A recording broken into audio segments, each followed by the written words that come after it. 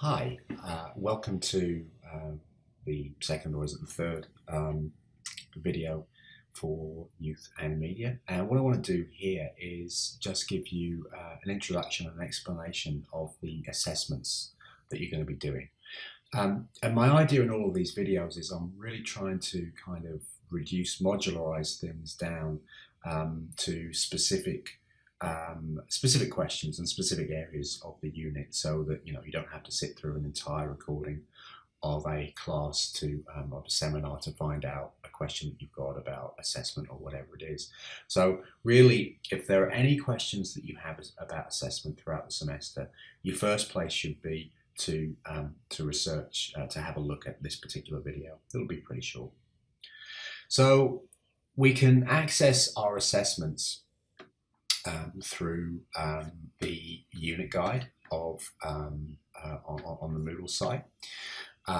So what we do is we just click on the unit guide from the Moodle site, and we go down to assessment requirements. And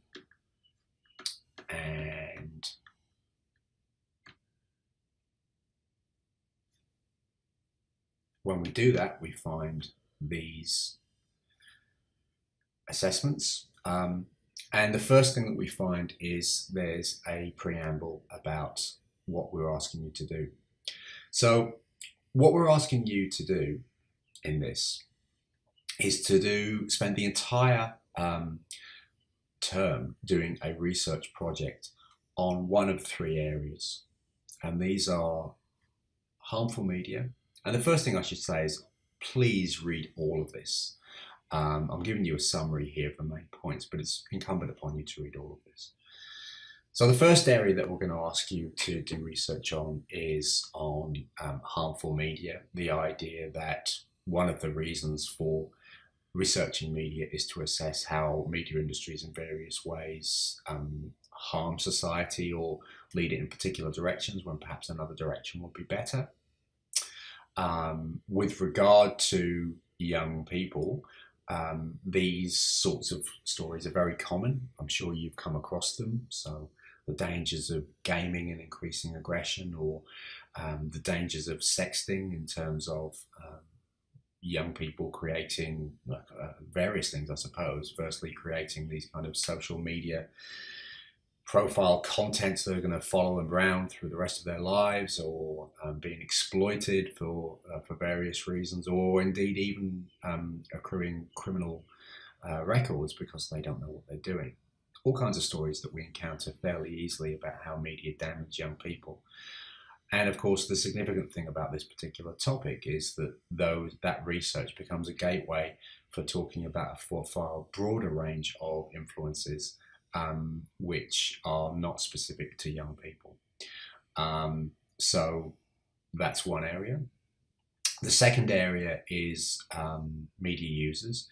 This broadly reflects the idea that if we look at research on young people and how they use media, this is a useful gateway to the idea that the way that people use media has a significant impact on the impact of the technology itself. So quite often, the way that a new media technology changes society isn't so much about the intentions that it was made with as the uses to which it is put.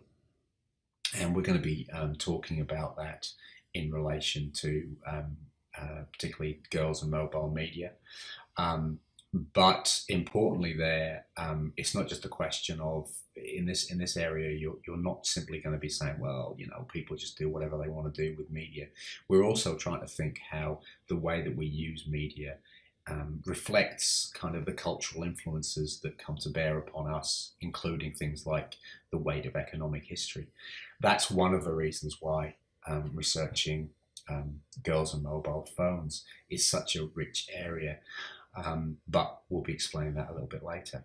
And then the third area is celebrity, one of the most popular areas of media research. And I think there's two reasons for that. One is that it's a very familiar topic for all of us, and it's something that we're all invested in. And this is because it's such a major feature of our cultural environment. But because of that, the really important thing to bear in mind about celebrity is that celebrity is again a gateway for thinking about deep forms of cultural media power. Celebrity is one of the topics that we can use to explain and explore how media have had a fundamental impact on the way that we think and live in society. So we have to pick one of those three areas. And then there are three assessments that we're going to do. The first is to define a research question. Now, these look like, I guess, assignment one kind of looks like a traditional essay question, but it's not really. What we're going to be doing is we are going to be using assessment one to define a research question about one of the three areas in relation to academic reading that you've done. So based on the reading you've done about media and harm, the impact of gaming violence, whatever it is, media users, girls using mobile phones, or the way that tablets have affected students, or whatever it is, celebrity. An example I was thinking of was why was the robbery of Kim Kardashian, the home invasion, why was that such a big story? Why particularly did people think it was funny? This is a home invasion is an incredibly upsetting um, um, event to happen. But it did seem that people like certain celebrities were coming out and kind of complaining that people thought that there was something funny about this story when in fact it's really, really upsetting. Why? Why did that story attract so much attention? Why did people find it so entertaining? What does that tell us about the way that celebrity works in the world? So what you need to be doing in this first essay is defining a question in relation to reading that you've done. So this is really important. You're not defining a question in relation to the media you watch, the conversations you have with your friends, just what you've kind of picked up in a casual way from media culture. You're asking a question which is based on literature, based on questions that other scholars have asked. And this is really important because that's a key, sort of asking a research-based question rather than an observation-based question is the key to defining a researchable question. And this is a key professional research skill. In the second assessment, which is due back at the back end of May, we're actually going to be asking you to do research on your topic using evidence in action. Okay, so you need to go out there. Now we're going to have workshops to show you how to do this, but what we need to do is we need to, and I've given you some possibilities here, and some things that you might be able to do. But what we're actually going to be doing here is working with evidence. So in assessment one, we've said, here are a range of ideas about celebrity or whatever it is. Here's a body of evidence about how that works in the media world. Do the ideas help explain what we see in front of us? So what were social media users saying about the Kim Kardashian robbery, for example? And then the exam, really what that's going to do, and I can tell you right now what it's going to ask you, what it's going to do. It's going to ask you to rewrite the first and second assessments in relation to the critical feedback that you get from those assessments. So on assessment one, you will have had feedback that says, well, okay, so you've used theory X, Y, and Z, but maybe you should have used, given your celebrity, you might have thought about A and B too.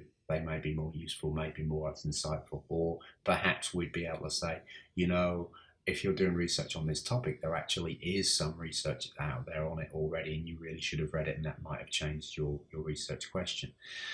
So you'll be given an opportunity to update that essay, and the same with the second question. Now, why are we asking you to do this?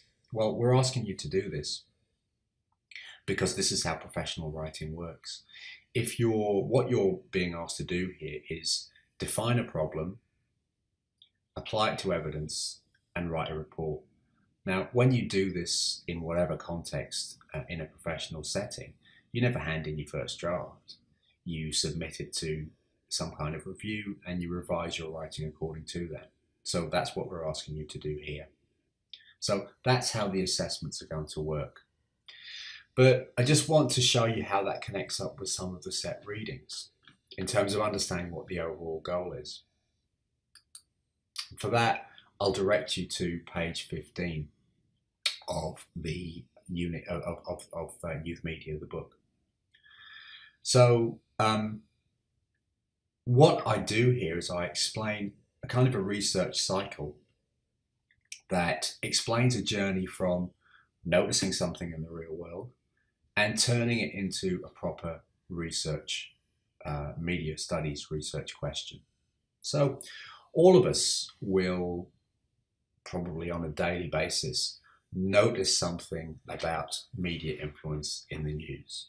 So the Kim Kardashian robbery is kind of interesting because I suppose from my point of view, it's interesting that I'm not particularly, I've never watched Keeping Up with the Kardashians. I'm not particularly interested in her. I'm not particularly a fan of Kanye West, but I know about what happened. So one of the things that's interesting is why do I know about Kim Kardashian when I never actually seek out any of her media content? But anyway, whatever it is. The problem with this stage is that if you ask anybody about a media problem, they can give you an example and they can even give you an answer. We think we know a lot about media culture. Everyone's got an opinion on media culture. But what we have to do as media students is develop a more sophisticated language about how to take media culture apart and also show people how it works in a range of other ways that perhaps don't get so much public attention. So what we're really doing here is in this first step, these first two boxes here refer to the activities that you're going to be doing in the first assessment. So we've said that one of the reasons why it's worth studying youth is that this is somewhere where we see the media create reality. So the first question we would ask is, well, why is this interesting? In how does this relate to the media's reality effect? If I follow through the Kim Kardashian example, we have this phenomenon that people had genuine emotions about Kim Kardashian and what happened to her when she was victim of a home invasion. And some of those were empathetic, some of those were less so.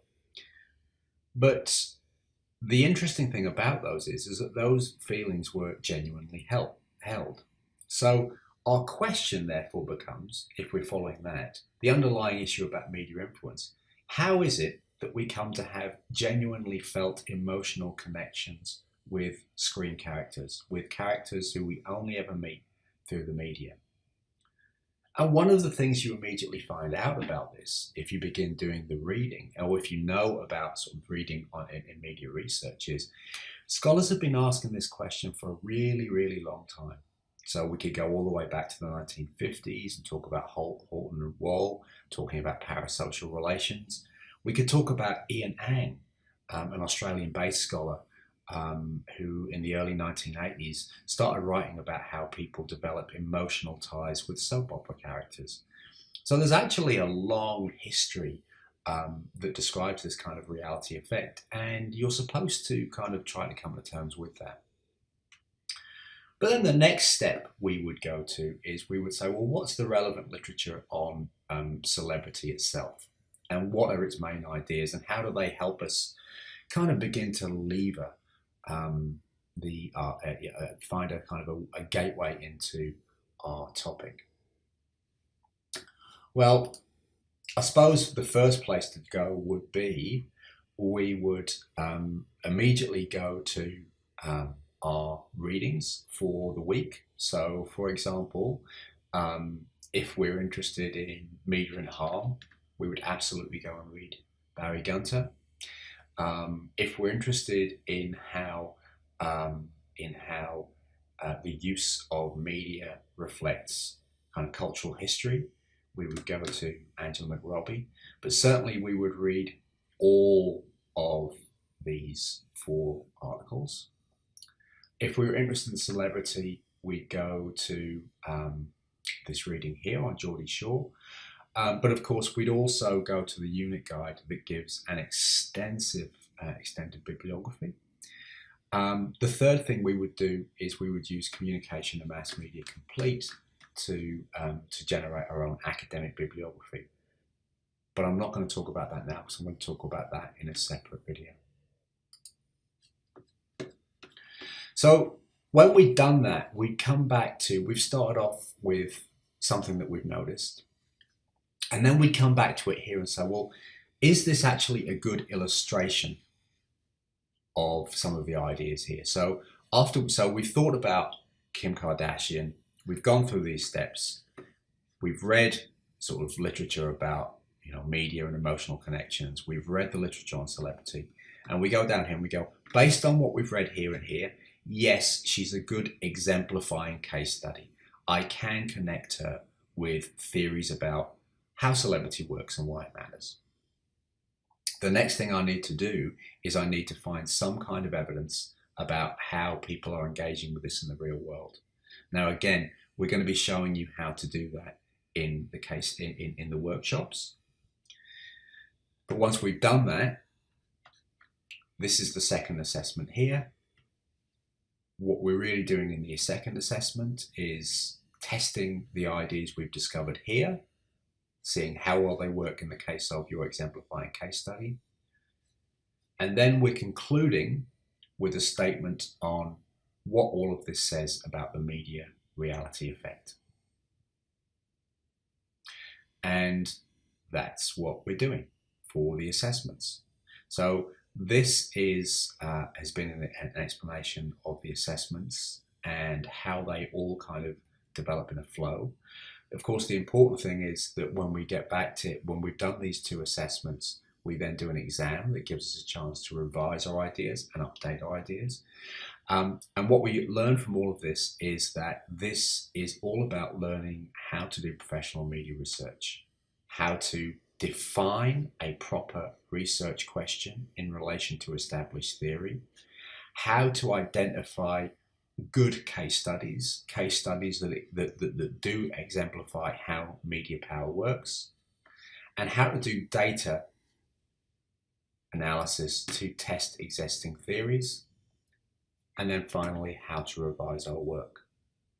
So that's how the assessments are going to work in this unit.